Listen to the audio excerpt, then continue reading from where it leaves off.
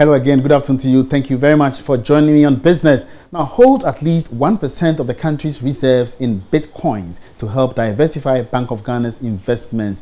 That's an advice coming from Vice President of Group Nduom, Papa Wasa Chifi Nduom. The Bitcoin is a digital currency that can be used to purchase goods and services. It is not regulated for now by any government or any central bank. But the Chifi Nduom tells Joy Business this is one of the serious ways of avoiding those shocks the economy is exposed to as a result of currency volatility. Ghana has, most central banks have a degree of independence, so they do have rules and regulations that allow them to manage the reserves and the money. So I think they make decisions on whether they hold dollar, euro, gold, and this is a product that now has derivatives on major exchanges. It's not as esoteric as people think it is. A lot of investors, it took one of the exchanges 2 years of studying to get it approved and gone through. So people say that, oh, it's too late. No, we're still at the ground floor. This is like 1990 for the internet in terms of adoption and understanding. So in my view, it would be totally reasonable for the Bank of Ghana, acting on its own authority to manage our funds, to study it very well, make a good opinion. And that opinion could be, no, we're not interested.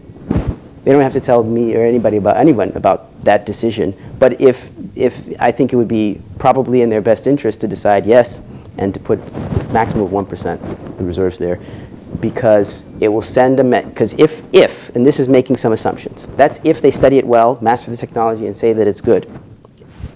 If that's the case, if they make that decision, then they should put at least 1%. All right, so you stay tuned for the full interview with Papa Wasa Chifi Nduom shortly on the marketplace. And away from that, Ghana is taking steps to secure global patent for her traditional kente fabric. Ashanti Regional Minister Simon Osei-Mensah said government will also set up an international integrated kente center in the region. He says the two initiatives will enhance tourism and economic potential for the local fabric. Regional Minister Samuel Osei-Mensah disclosed these at the maiden edition of the newly instituted annual Kente Festival at the traditional home of Kente, Bonyui. Prince Apia witnessed the ceremony. The theme for the event was promoting development through our cultural heritage, the Bonyui potential. It is aimed at showcasing the rich culture, tradition and history which symbolizes Ashanti's royalty and dignity. Small and large drums announce the beginning of what will be a colorful event.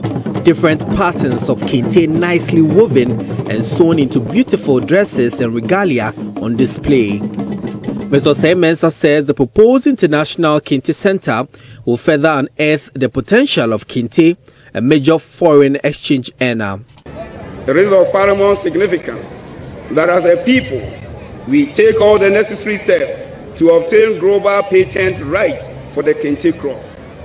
Consequently, the Ashanti Regional Coordinating Council will take a lead role with Nananom and all other major stakeholders to obtain patent rights for kente.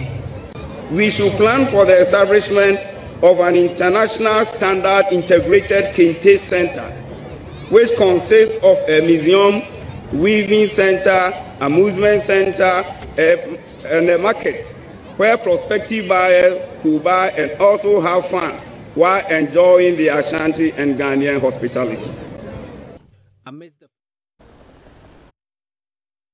All right, so you can get details of all these stories shortly on the marketplace. My name is Emmanuel Abuaji Wiafi. That's all in business on the news. Good afternoon.